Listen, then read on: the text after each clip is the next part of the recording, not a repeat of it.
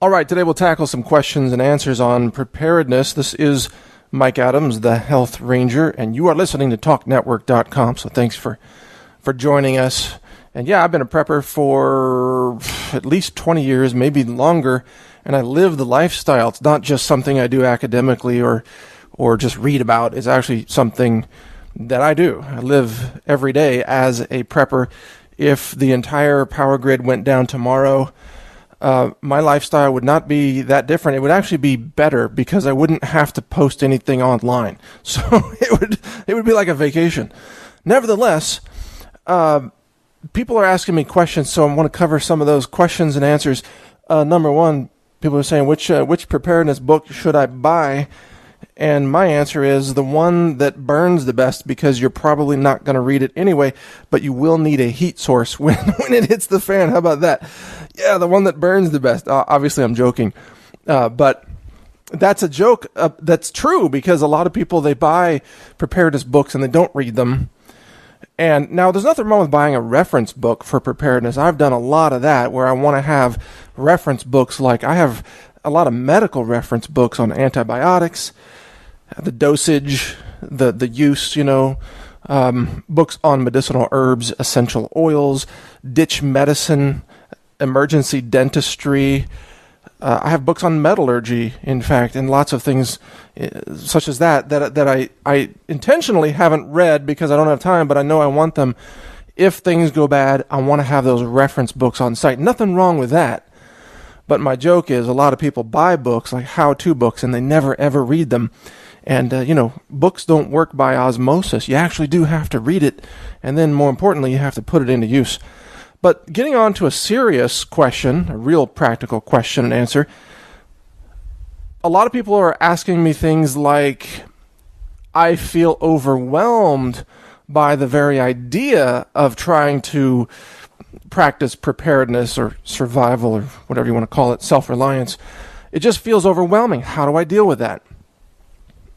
And when I pry into this, what they explain is that there are just so many categories of things, and they feel like they have to acquire all of these items. They have to get water filters, and they have to get storable food. That right there can take up like a room in your house, and they have to get medical supplies, and they have to get communications equipment, and they have to get, a shotgun to defend their home, and they have to get then ammo for the shotgun and spare parts for everything. They have to get a bicycle.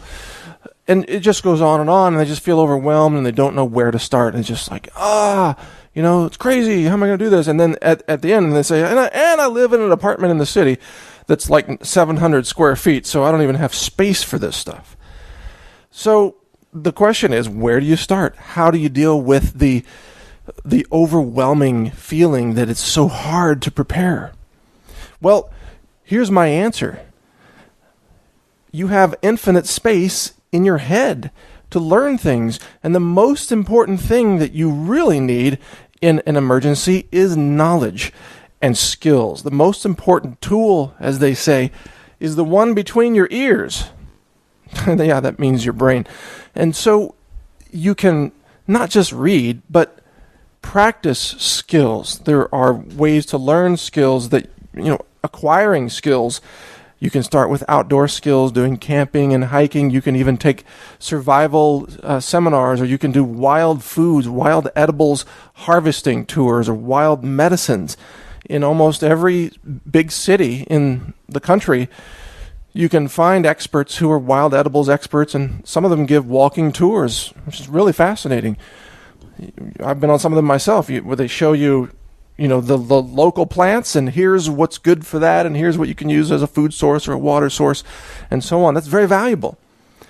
And you don't need a single square foot of storage space in your house to have that knowledge. So start there. If you're limited on space, start there. Because I know people who have survival gear out the wazoo. Is that how that's saying? I guess they have a lot of storage gear. Suddenly, I'm slipping up on the weird sayings in English. Out the wazoo? Is that it? Anyway, they have a lot of stuff, but they don't know how to use it. They've got like 5 camp stoves, And I asked them, have you ever pulled one of those out and tried to, cook a meal with some pine cones? And like, no, that's messy. I don't want to ruin my gear. It's all brand new and shiny. Like, hey, that's not survival, buddy. Survival is gear that's been used. Okay, that's what you need.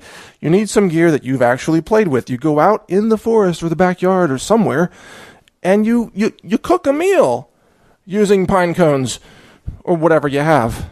Dried weeds and tree bark, dried moss, all the things that you use to start fires out in nature to cook meals. And until you've done that, you're not a prepper. I mean, if all your preparedness gear is all shiny new in the box, you are a collector, not a survivor. Okay, just to be clear about that. You know how people who collect action figures, they've got Batman in the original package from 1989. They've got Captain Picard from the Star Trek series, original unopened package. Yeah, they're collectors. Some would say geeks too. Nothing wrong with that. But they're not survivalists. They're not preppers. So don't try to keep everything new and shiny and in the box. Get it out and use it. Learn how to use it. That's the best thing that you can really start with. The second point in all of this is that you don't need tons and tons of stuff necessarily. There are a few key things that you need, but the thing that you should really start with, and you only need one good one, is a knife. A bushcraft knife. I'm talking about an outdoors knife, a cutting edge, something that you can use. You could, if you had to, you could chop some small branches with it. You could defend yourself with it, potentially. You can cut cordage with it. And that's key, and we'll talk about cordage here in a minute. But if you don't have a cutting edge, you're not into survival. If you do have a cutting edge, you're like halfway there already, because that right there is going to help you in a tremendous way. And some would say, by the way, the next thing to get is a small prying, like a small pry bar, a pry tool. Because with a pry tool, especially if you live in a city, you can pry open doors, even including car doors and car windows and doors to homes and businesses if you need to. Well, you might be thinking loot the place, but I was thinking more like, rescue somebody. Or perhaps in an emergency, you and the community do decide to loot a pharmacy or something and distribute the medicine to people in need. You need to get in there. So a pry bar is very, very useful. You can buy small titanium pry bars on Amazon.com if you want. That's where I got them. And they're very, very lightweight, portable, and incredibly handy. Now, you don't want to necessarily use your knife as a pry bar because you don't want to mess up the blade. So you get this separate pry bar to do it. And in a city, there are all kinds of things that you might need to pry open. Windows, actual bars over the windows, for example, doorways, ventilation shafts, but especially automobiles, vehicles, things like that. So right there, if you have a knife and a pry bar and some knowledge of how to use those two things, you're halfway there. I mean, you've really nailed just two of the most important tools that you need to survive. And I bet you didn't think about a pry bar, because a lot of people don't. After that, again, without going crazy on the equipment, you need a water filtration system. It doesn't even have to be the most expensive system out there. Big Berkey is what I recommend because I've done lab tests on it, and it really does the best job of the gravity filters of removing all the toxic elements. I've actually tested that in the lab with lead and arsenic, cadmium, and so on. And you have to make sure you get the Big Berkey with the fluoride arsenic filter add-on, and then it really eliminates all those things. But you don't have to go for that. It's kind of expensive, a few $100. You can use smaller systems, much, much smaller systems. Camping type of systems, for example, that are more portable might actually be a better fit for you. If you live in a city, if you're in an apartment somewhere, your plan is probably to bug out anyway. So you don't want to be lugging around a big Berkey water filter. You want to have something that fits in a pack that you can take with you, that's portable, that's probably pump operated, where you actuate the pump manually and you can immediately filter water instead of waiting for hours for gravity to do it. So if you cover that, I mean, think about it now. You got a knife, you have a pry bar, and you have a water filter, and obviously you have a pack of some sort that you carry on your back, right? now you're really doing great. You have covered more than 99% of the population, believe me, just with those 3 things. So you don't have to freak out. If you just have those 3 things now, you are just way ahead of the curve. And then if you throw in some portable stored food, just a little bit, enough to fit in your pack.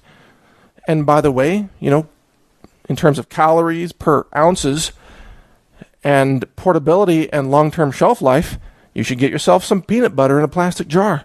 Peanut butter is the perfect survival food, or coconut oil, or something that is very high calorie density and yet in a small form factor so that it's portable. And peanut butter, fits the category, but it could be almond butter, it could be any kind of other seed butter or nut butter like that. Lots of choices out there. Of course, you can always get dried meats as well, but don't get the meats with the sodium nitrite in it because that causes cancer. So get the uncured meat or dry your own or whatever. So as you can see, it doesn't take much to get started, and that's the message I want to get across to you. I can't give you a whole preparedness course here in 12 minutes, but I can tell you that you don't have to think that you got to do everything. You don't have to have, a radio system transmitter, shortwave. You don't have to have surgical supplies with stitches and every little thing that is mentioned in a prepper's forum. Too many people gear up, but they dumb down at the same time. They don't know how to use the stuff they have. And you'd be better off having just a few things that you know how to use. And the same thing's true with a firearm. You don't need 50 firearms, just one good handgun that you know how to operate and clean and clear the jams and everything. That right there, and by the way, I recommend the 9mm Glock 19 as your starting handgun. That right there can just get you through a lot of situations of self-defense or community defense or saving someone's life or defending life and property, all kinds of things. So just keep it simple. Start with the basics, master the basics, and the rest will come to you. Thanks for listening. Sorry I ran out of time, but I hope you enjoyed this. My name is Mike Adams. I'm the Health Ranger, and this is TalkNetwork.com. Also check out my website, alternativenews.com or collapse.news. I think you'll enjoy it. Take care.